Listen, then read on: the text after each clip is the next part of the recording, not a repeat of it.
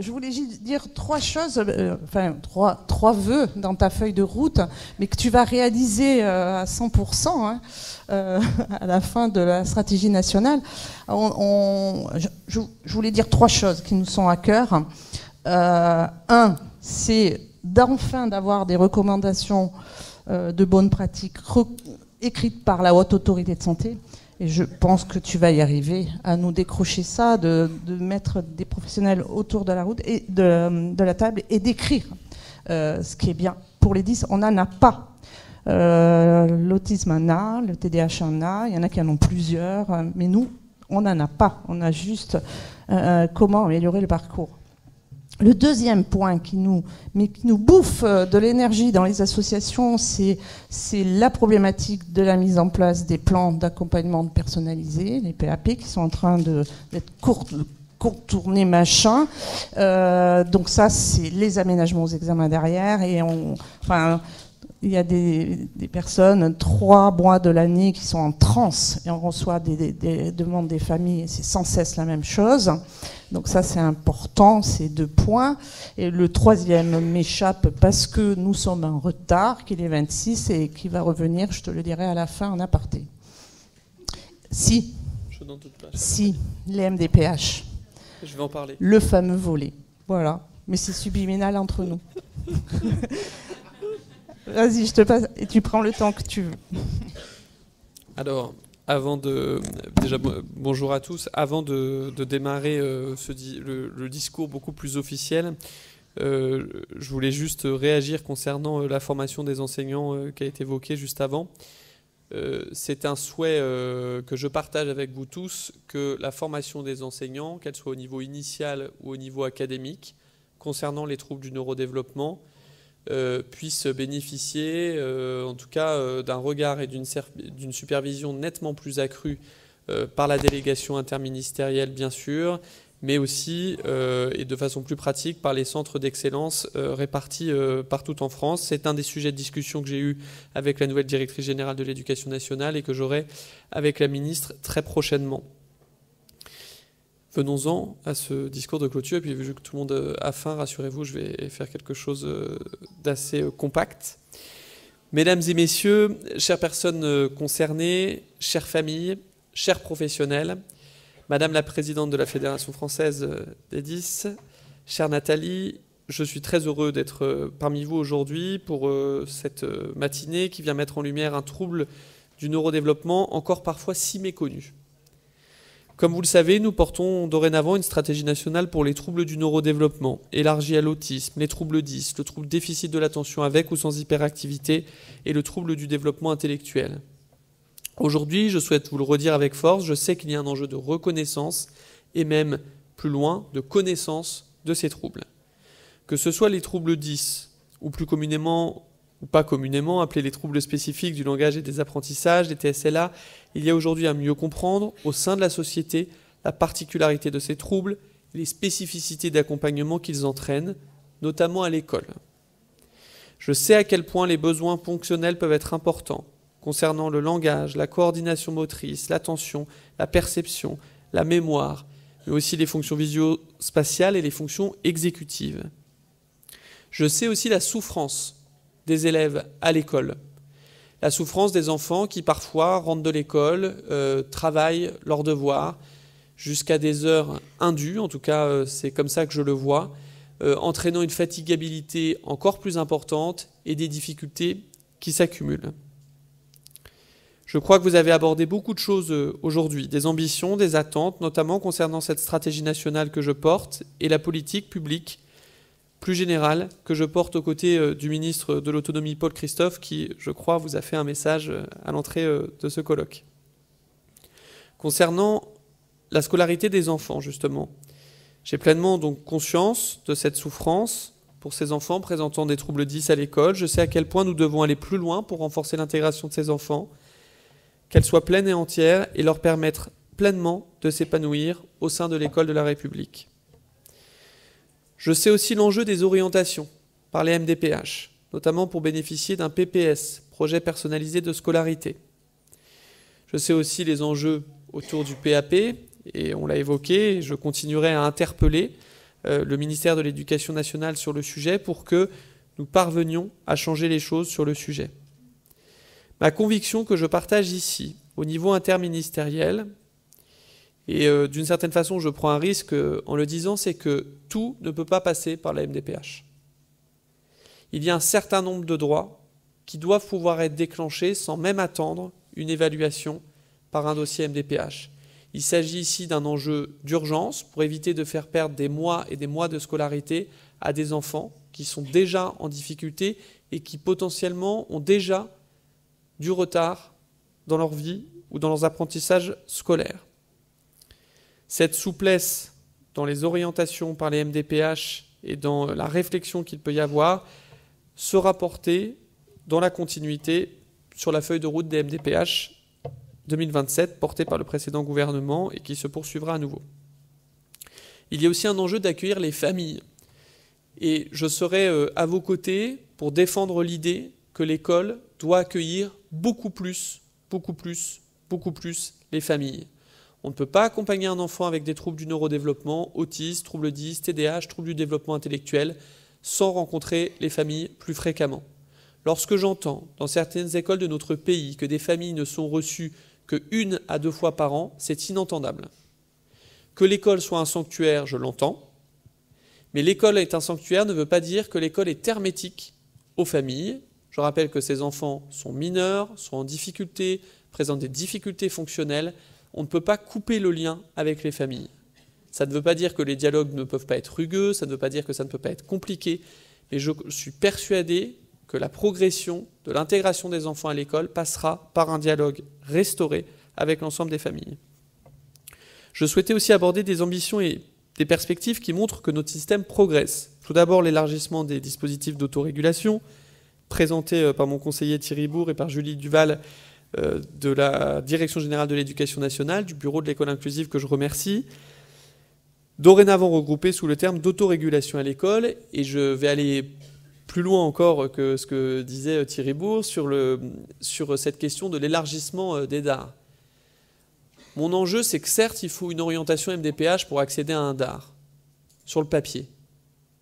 Qu'à l'école, les dispositifs d'autorégulation et les équipes d'autorégulation puissent, dans un système plus large, se pencher sur des enfants qui n'auraient pas d'orientation en se disant que finalement, ils ont la capacité d'absorber cette charge supplémentaire et qu'ils peuvent le faire.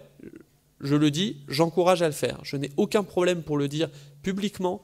Les dispositifs d'autorégulation, l'autorégulation à l'école, certes, il y a ces enfants orientés, mais si globalement on voit un enfant qui est dans une classe à l'extérieur, qui est en très grande difficulté, qui n'a pas encore bénéficié de cette orientation MDPH, je le dis, sans attendre, les équipes d'autorégulation pourront démarrer ces accompagnements.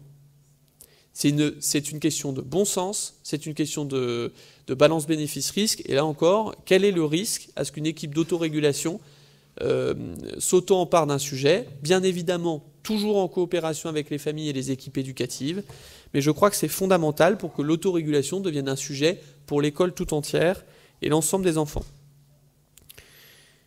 Je souhaitais aussi vous dire que je rencontrerai bien évidemment la nouvelle ministre de l'Éducation nationale très prochainement pour porter ces différents sujets, le sujet des projets d'accueil personnalisés et l'ensemble des sujets que je viens d'évoquer. Il s'agit aussi de discuter de l'accessibilité scolaire, des supports d'apprentissage universels qui, je crois, permettront de changer l'école durablement et permettront à tous les enfants présentant des troubles du neurodéveloppement et n'en présentant pas de grandir ensemble et dans l'acceptation de la différence de l'autre. Je souhaitais aussi vous partager des perspectives plus récentes qui permettent de voir que dans notre pays, des dispositifs salutaires se déploient. J'étais hier en Guyane où j'ai pu rencontrer différents acteurs impliqués dans l'accompagnement des enfants présentant des troubles 10, notamment au travers de différentes plateformes intégrant des CESAD spécifiques, dits CESAD 10. Vous remarquerez à nouveau la multiplication des acronymes, qui est mon combat depuis que je suis nommé délégué interministériel, pour au moins, d'ici la fin de mon mandat, ne pas en rajouter de nouveaux. Au sein d'un territoire isolé, manquant de professionnels, manquant de ressources humaines, donc en Guyane, où j'étais hier, je tiens à nouveau à saluer l'engagement sans faille des professionnels pour ces enfants, l'investissement total des familles pour trouver des solutions, avec un enjeu sur ce territoire que je visitais hier et que je souhaite vous partager aussi pour que nous puissions aussi parler de ces territoires isolés. des enjeux de logistique, de transport, pour des enfants présentant des troubles 10 qui parfois doivent faire plusieurs heures, si ce n'est plusieurs jours de pirogue, pour accéder à un professionnel en capacité de poser un diagnostic ou même de réaliser quelques heures d'accompagnement. Au travers de ces dispositifs que nous décrivons, en France hexagonale ou dans les territoires ultramarins, c'est bien l'enjeu d'intégration du médico-social à l'école qu'il faut souligner. Ainsi, j'ai pu aussi constater sur ce territoire l'intrication de certaines équipes du médico-social au sein d'un collège de Guyane, dans une commune isolée, mais aussi les difficultés, notamment sur ce sujet des formations croisées. Cet enjeu en Guyane n'est donc pas si spécifique, se retrouve aussi bien dans l'Hexagone. Comment faire pour que les équipes du médico-social puissent être pleinement intégrées au fonctionnement d'une école? Là encore, c'est bien l'enjeu de l'autorégulation à l'école qui permettra de faire progresser un grand nombre d'enfants, je le sais, avec des professionnels du médico-social pleinement intégrés dans les classes. Par ailleurs, je sais qu'il manque encore trop d'orthophonistes dans notre pays. Les assises de la santé de l'enfant ont permis de le rappeler, de mettre en avant une politique ambitieuse de rattrapage sur la formation des orthophonistes qui verront leur nombre augmenter dans ces prochaines années du fait d'une capacité de formation accrue. Et là, je veux le dire aussi avec transparence, nous avons devant nous un enjeu technique d'ingénierie, parce que si pour augmenter le nombre d'orthophonistes formés, il faut des capacités de formation et s'assurer que celles-ci ne soient pas saturées. Et c'est donc un chemin qui s'ouvre devant nous qu'il faudra suivre de façon rigoureuse. Concernant les filières, je souhaitais aussi aborder avec vous les recommandations de bonne pratique de la Haute Autorité de Santé. Vous le savez, ou vous ne le savez pas forcément d'ailleurs, j'ai rencontré le président de la Haute Autorité de Santé à qui j'ai rappelé l'impérieuse nécessité de mettre en place des recommandations de bonne pratique professionnelle sur les troubles 10. La Haute Autorité de Santé, depuis ces échanges, m'a donc confirmé qu'il était tout à fait entendable pour eux de démarrer des travaux sur cette recommandation et qu'elle serait très vraisemblablement mise au programme de travail de 2025. Concernant les filières diagnostiques, je souhaitais aussi vous expliquer où nous en étions. Tout d'abord avec la structuration déjà existante sur l'autisme, déjà très compliquée. Vous avez donc, on va dire, les lignes 1, les médecins généralistes, les lignes 2, portées par les CMP qui ont des compétences variables sur les troubles du neurodéveloppement et qui expliquent que j'ai demandé à ce que soit lancée une enquête nationale auprès de l'ensemble des CMP pour connaître leur positionnement précis en tant que ligne 2 sur les troubles du neurodéveloppement. L'enjeu des lignes 3 avec les centres de ressources autisme, mais plus largement, vous savez que nous portons une nouvelle instruction pour le trouble déficit de l'attention avec ou sans hyperactivité pour la structuration des filières diagnostiques. Cette structuration n'est pas une nouvelle structuration et je vous en parle parce qu'elle doit permettre aussi l'intégration des personnes, des enfants et des adultes présentant des troubles 10. Concernant cette nouvelle structuration de filière, j'ai deux impératifs. La première chose, c'est que je ne souhaite pas qu'on crée de nouveaux centres. Autrement dit, je souhaite qu'on soit plutôt sur une approche où on identifie sur chaque territoire qui sont les professionnels les plus compétents pour faire et qu'on labellise pour que très clairement il y ait une filière qui se construise de façon très naturelle avec un centre de ressources régionales en capacité d'accueillir certes ces enfants et ces adultes présentant un trouble déficit de l'attention avec ou sans hyperactivité, mais aussi en capacité de poser des diagnostics pour d'autres troubles du neurodéveloppement et aussi poser des diagnostics associés, notamment psychiatriques, car vous connaissez comme moi la co-occurrence des troubles psychiques et des troubles du neurodéveloppement. Et donc il est fondamental que dans l'approche que nous aurons prochainement sur les troubles 10, nous puissions aussi réfléchir de cette façon. Il ne faut pas recréer, déjà parce que c'est dispendieux et que nous sommes dans un enjeu et avec un contexte budgétaire contraint, vous le savez, mais c'est surtout que je veux éviter ce phénomène où chaque famille se retrouve avec finalement des troubles, pardonnez-moi l'expression, saucissonnés. Je suis autiste, c'est cette porte-là, je suis TDAH, c'est cette porte-là, je suis 10, c'est cette porte-là. C'est globalement une situation qui conduit à de la maltraitance de fait. Ici, il s'agit donc de ne pas créer des filières séparées, mais d'avoir une porte d'entrée unique pour tous les parents, tous les enfants, toutes les personnes concernées par les troubles. Ces troubles étant si fréquemment associés, c'est en effet un enjeu fondamental. Je souhaite donc faire des synergies et proposer la labellisation de ces différents services. Je le dis pour être tentant, et vous pourriez être tenté dans cette salle, et peut-être que certains défendent cette idée, de créer une filière spécifique pour les troubles 10. Je le redis, Je pense que c'est un risque majeur. La filière spécifique dans le champ de l'autisme montre aussi quelques limites que je discute de façon très ouverte avec les centres de ressources autisme. Ma responsabilité est de ne pas reproduire les mêmes erreurs et surtout de ne pas recréer des dispositifs avec des multiples acronymes qui perdent encore plus les familles. Aujourd'hui, pour les personnes concernées et les familles, l'enjeu est simple. Mon enfant présente un trouble du neurodéveloppement. Si c'est un trouble simple, où est-ce que je dois m'adresser? Et si on m'explique que c'est un trouble plus complexe, où est-ce que je dois aller? Point barre. Parler de première ligne, deuxième ligne, troisième ligne, de multiples centres, CRA, CRTLA, CMP, CMPP, CAMS, PCO, qui pourtant sont portés par la politique publique que je conduis, je crois que c'est globalement confusiogène. Enfin, j'ai entendu que vous l'avez évoqué ce matin, les plateformes de coordination et d'orientation. Je crois même savoir que certains ont dû découvrir leur existence dans cette salle. Je devrais jouer normalement la personne surprise. Je ne suis malheureusement pas surpris. Je continue à penser que si nous prenons n'importe quel enfant de 0 à 6 ans ou n'importe quelle famille ayant un enfant de 0 à 6 ans ou de 7 à 12 ans dans notre pays et qu'on lui demande quel est l'endroit où vous devez aller pour que votre enfant bénéficie d'un diagnostic et d'un accompagnement, j'aimerais vous dire que 100% des Français vont nous répondre bien évidemment la PCO. Je crois que ça n'est pas encore le cas. Il faudra donc travailler sur ces enjeux de lisibilité. Un nouveau système de facturation pour les PCO, et je pense qu'il y a des professionnels dans cette salle, qui est encore trop compliqué, trop poussif dans de nombreux territoires, qui nécessite une dématérialisation beaucoup plus poussée, et j'ai demandé à l'assurance maladie d'entendre cet enjeu et d'aller encore plus vite. Ici, je le dis, nous rouvrirons aussi ce chantier des plateformes de coordination et d'orientation en s'interrogeant sur cette unique modalité d'adressage par le médecin généraliste ou le médecin scolaire, qui là encore, dans de nombreux territoires où la démographie médicale est extrêmement faible, ne permet pas à toutes les familles de profiter de l'accès à ce service qui, je le rappelle, permet un accompagnement sans reste à charge pour des enfants de 0 à 6 ans et dans de nombreux territoires maintenant de 0 à 12 ans.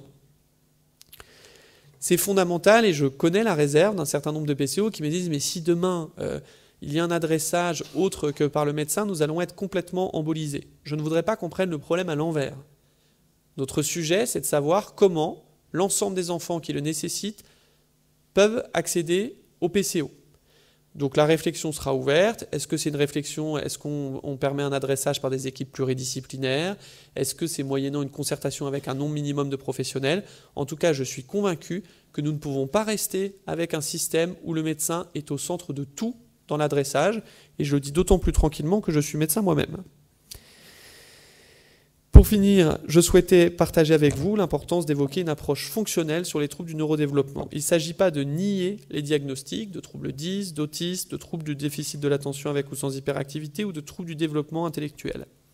Mais il s'agit ici d'avoir un raisonnement plus pratique. Ne devrait-on pas plus communément s'interroger sur l'orientation des enfants selon ce qu'ils peuvent faire, selon ce qu'ils peuvent parvenir à compenser, notamment concernant le langage, notamment concernant les apprentissages?